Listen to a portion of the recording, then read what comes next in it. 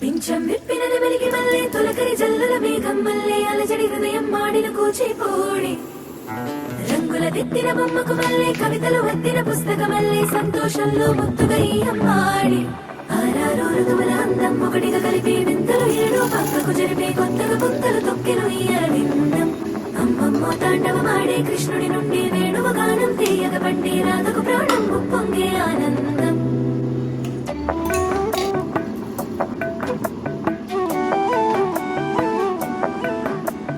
మధురము కదా ప్రతొక నడక